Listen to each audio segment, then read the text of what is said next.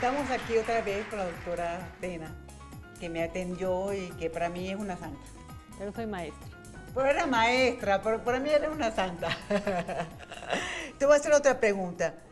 Muchos familiares abandonan al enfermo. ¿Por qué? ¿Cómo se llega a eso? Sí, ¿cómo se llega a eso?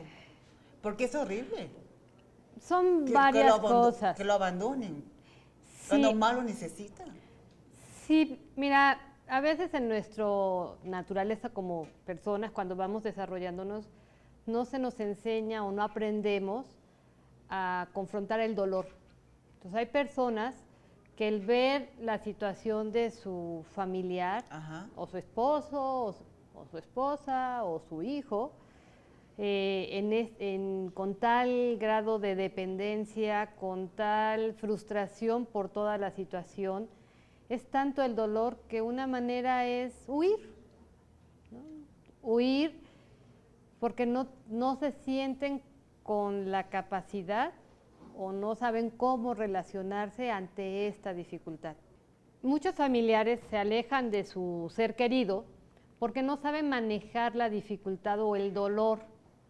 Por eso se alejan, por el dolor que sienten. El dolor que sienten, la pena, el no entender qué tanto su familiar tiene la capacidad que ellos han venido conociendo a través de toda la vida.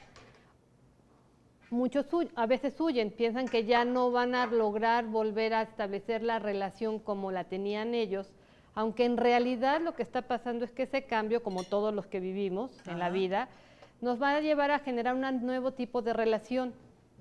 Hay muchos familiares que lo que está sucediendo es que se compran la idea de que ya la persona no tiene la capacidad de pensar, de sentir, de mejorar y de seguir siendo la persona como es, ¿no? Y entonces puede... y no saben que va a ser mejor. Claro. Mejor persona. Claro, porque toda esa experiencia le es útil para crecer y para entender otras Para muchas aprender. cosas que no había visto antes, para aprender, pero en esta dificultad a veces pues prefieren alejarse, no porque no amen a la persona, simplemente porque no pueden ellos, es tanto lo que le agobia. Pero huyen y después, por llamadas, gritan todavía, Hay personas que efectivamente pueden alejarse y ya no volver a hablar a la persona.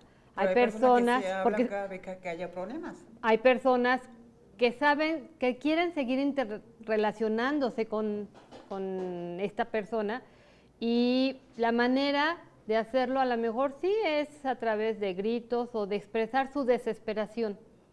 Lo que están haciendo es expresar su desesperación, su dificultad para comunicarse, para relacionarse, para entender esa situación, pero en el fondo hay un gran amor, solo es que es un poco difícil de esa manera expresarlo. Es un amor difícil, ¿no? Sí, es un amor que no es útil ni para uno ni para el otro lado, ¿no? La persona que vivió la dificultad, el sentir la separación o el alejamiento, no es fácil. Y para el otro, para el familiar, tampoco es fácil sentirse alejado. Y a veces quisieran estar y a veces no quisieran estar. Y también otra persona que no tiene ni idea de lo que realmente vivimos y hablan peor, hablan horrible del enfermo, del familiar, de todos. Porque ¿Cómo podemos llamarle a ese tipo de personas? más que llamarle, yo creo que aquí lo más importante para mí es cómo podemos enseñar o aprender todos a entender que por muy difícil que sea la situación, Sí. nosotros en la base amamos a esa persona. ¿Y cómo podemos aprender a decir, es que no sé cómo hacerle? En lugar de gritarle o en lugar de pensar que alguien lo maneja. Porque a mí me han mandado Twitter horribles, que me insultan. Bueno, ¿y por qué? Si esa persona no tiene ni idea de lo que realmente ha pasado. desafortunadamente, a veces los medios o las informaciones no son las más adecuadas. Y así, pues es lo mismo que pensar en las guerras. ¿Cómo es que se dan las guerras? Pues por una serie de desinformaciones, por no entender los tiempos de otros, por considerar que que las cosas tienen que ser de la manera que uno piensa cuando pues cada persona piensa diferente, ¿no? Entonces, yo creo Como que se aquí es sienten, como que se importante. sienten dioses para hablar tan mal de los demás, con tanta facilidad que no se vale.